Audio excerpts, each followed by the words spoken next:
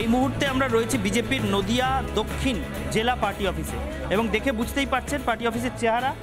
কর্মী সমর্থকদের এবং স্থানীয় নেতাদের ভিড়ে গমগম করছে পার্টি অফিস। তার কারণ এখান থেকেই নদিয়া দক্ষিণের তথা রানাঘাট লোকসভা কেন্দ্রে পুরো নির্বাচন প্রক্রিয়া পরিচালিত হচ্ছে। এই মুহূর্তে এই যে প্রেসিডেন্টের যে অ্যান্টি চেম্বার, জেলা সভাপতির যে অ্যান্টি চেম্বার, সেখানে রানাঘাটের সাংসদ জগন্নাথ সরকার রয়েছেন এবং তার সঙ্গে বৈঠক করছেন কেন্দ্রীয় মন্ত্রী তথা ত্রিপুরার অত্যন্ত জনপ্রিয় নেত্রী প্রতিমা ভৌমিক। প্রতিমা ভৌমিক জগন্নাথ সরকারের হয়ে প্রচারে এসে ঠিক কেমন বুঝছেন, কি বলছেন তিনি প্রচারে এসে, আর কোন স্ট্র্যাটেজিতে ভোট লড়তে চাইছেন, কথা বলে নেব সরাসরি।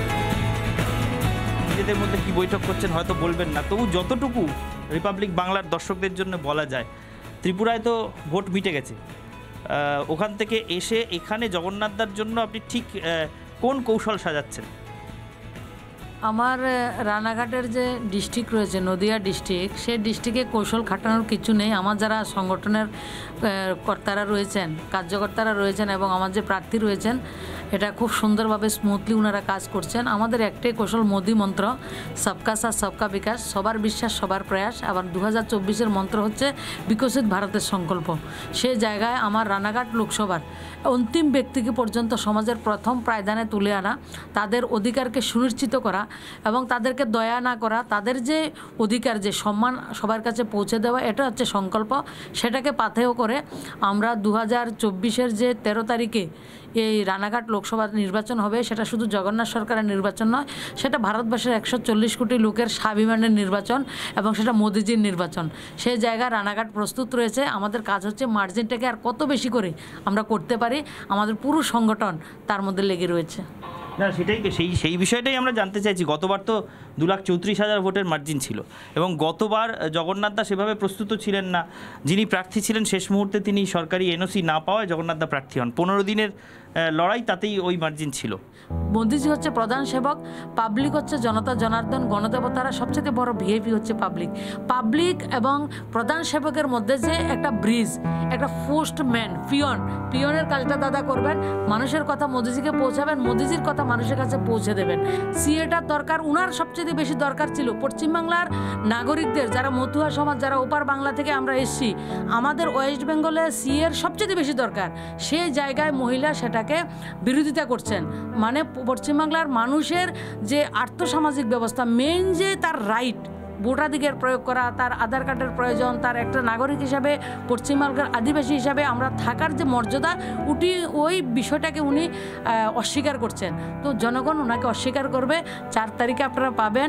আর জগন্নাথদা যেটা আমরা সবাই মিলে ঠিক করেছে, আমার জেলার সভাপতি, জেলার টিম মিলে ঠিক করেছে, মোদিজি হচ্ছে 400 পার, জগন্নাথদা হচ্ছে 4 লাখ পার। জগন্নাথ সরকারকে 4 লাখ পার করার ডাক দিচ্ছেন প্রতিমা ভৌমিক। আর সেই লক্ষ্য নিয়েই সম্ভবত অমিত শাহ বা নরেন্দ্র মোদী বা জেপি নাড্ডারা ত্রিপুরার জনপ্রিয় নেত্রী তথা কেন্দ্রীয় সরকারের মন্ত্রী প্রতিমা ভৌমিককে এখানে পাঠিয়েছেন ঘাঁটি গেড়ে কৌশল সাজানোর জন্য। যদিও পোড় খাওয়া নেত্রী একেবারেই মুখ খুললেন না যে কৌশলটা কি। আমরা পরবর্তী গন্তব্যের দিকে যাচ্ছি। গাংনাপুরে পথসভা রয়েছে জগন্নাথ সরকারের, সেখানে কর্মীরা অপেক্ষায়। আপাতত দেখি সেখানে কেমন সাড়া পাওয়া যায়।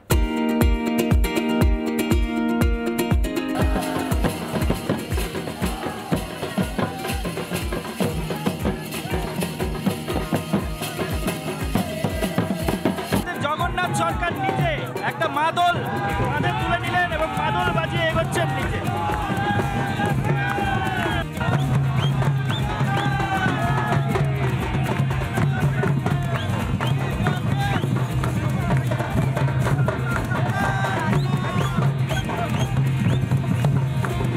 জগন্নাথ, এটা কি মাদল? মাদল বাজাবে? আপনি মাদল বাজাতে বেশ অভ্যস্ত মনে হচ্ছে।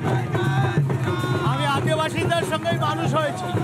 যে পাড়ায় থাকি আর পাড়াতে প্রচুর আদিবাসী আছে, তাই ছোটোবেলায় খেলাধুলা, আদিবাসী প্রাইমারি স্কুলে আমার পড়াশোনা, এদের সঙ্গে কাজ, মাঠের কাজ, সব কাজে আমি পারদর্শী। মাদল বাজাতাম ছোটোবেলাতে।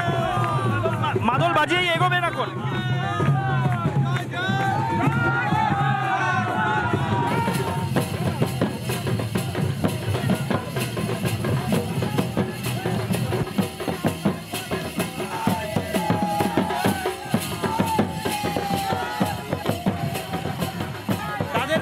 লোক সংস্কৃতির ছাপ দেখছি, ধামসা মাদল বাজিয়ে আদিবাসী নৃত্য নিয়ে আপনার সঙ্গে এগোচ্ছেন। এখানে কি এই এলাকা কি মানে জনজাতি ভোটারদের এলাকা? অবশ্যই এটা আমাদের আয়োজন করা হয়েছে। আমাদের যে আদিবাসী অর্থাৎ এসটি মোর্চা, জনজাতি মোর্চা, তাদের নিয়েই করা হয়েছে। তারা আমাদের সঙ্গে এর আগেও দেখেছি যত আদিবাসী বুথ আছে, ট্রাইবাল বুথ আছে, সেখানে ভারতীয় জনতা পার্টির সমর্থন পদ্ম ফুলে আমাদের প্রার্থী জিতেছে। আর সর্বোপরি দ্রৌপদী মুর্মুকে রাষ্ট্রপতি বানানোর পর আদিবাসীরা বুঝেছে নরেন্দ্র মোদী বিজেপি সরকার হচ্ছে আদিবাসীদের উন্নয়ন করতে পারে। কারণ তাদের জন্যই ঘরের ব্যবস্থা করলেও রাজ্য সরকার তারা কাটমানি যাওয়ার মতো অবস্থায় আর্থিকভাবে নেই বলে ঘর পায়নি। তাই আগামী দিন রাজ্য সরকারের পতন ঘটলে সবচাইতে উপকৃত হবে আদিবাসী সমাজ। তারা বিনা কাটমানিতে প্রধানমন্ত্রী আবাস যোজনার ঘর পাবে। আর তারা দরিদ্র মানুষ যারা ওই 3 কোটি ফলস 100 দিনের কাজের যে কার্ড, জব কার্ড করে সেই কার্ডের বিনিময়ে কাজ না করে টাকা তুলছে, এরা শ্রমজীবী মানুষ, কাজ করে টাকা নেবে এবং ঘরে ঘরে কাজ পাবে আদিবাসীরা। তাই মমতা ব্যানার্জির সরকারের পতনের জন্য নদিয়া জেলার রানাঘাটের আদিবাসী সমাজ আজ সংঘবদ্ধ। তাই তারা আজকে আমাকে সম্বর্ধনা বলতে গেলে অগ্রিম দিচ্ছে। বিজয় সম্বর্ধনার মতো মিছিল করে সমস্ত আদিবাসী সমাজ। আপনার পাশে একজন স্থানীয় বিজেপি নেতা হাঁটছেন, দূর থেকে দেখে মনে হচ্ছে যে মুকুটমণি অধিকারী আপনার পাশে হাঁটছেন। এখানে কার চেহারা আমি তার ড্যামি নিয়ে যাচ্ছি না, আসলে তার তো ভোট নাই। ও 2 দিন পরে আমাদের পেছনে ঘুরবে, সাধারণ ভোটার হয়ে ঘুরতে হবে। তৃণমূল থাকবে না পশ্চিমবাংলায়। বলুন, ওর রাজনীতিতে এসে দাঁড়িয়ে রাখছে আর আমরা কলেজ লাইফ থেকে দাঁড়িয়ে রাখি, তাহলে ওর দাড়িটা আগে কাটতে হবে। কিন্তু যা চেহারা ছবি দেখা যাচ্ছে এবং যেরকম হাইট, যেরকম দাড়ি, তাতে মনে হচ্ছে মুকুটমণি অধিকারী নিজেই আপনার হয়ে প্রচারে নেমে পড়েছেন। লোককে বিভ্রান্ত করার জন্য ওকে পাশে নেননি তো? না, বিভ্রান্ত করার কিছু নেই, এখানে তৃণমূলের কোনো ভোটই নেই।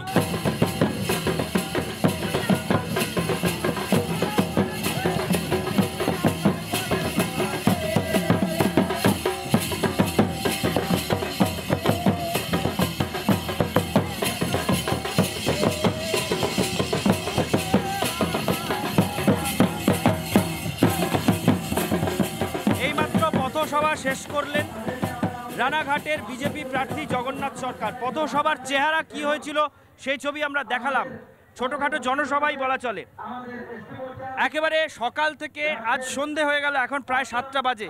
সারা দিন জগন্নাথ দা আমরা আপনার সঙ্গে ঘুরলাম এবং এই সন্ধেতেও এসে কর্মী সমর্থকদের যা উৎসাহ উদ্দীপনা দেখছি, তাতে রানাঘাটে আপনি যে আপনার প্রতিপক্ষের বিরুদ্ধে লড়াইটাকে কঠিন করে তুলেছেন সেটা নিয়ে কোনো সন্দেহ নেই।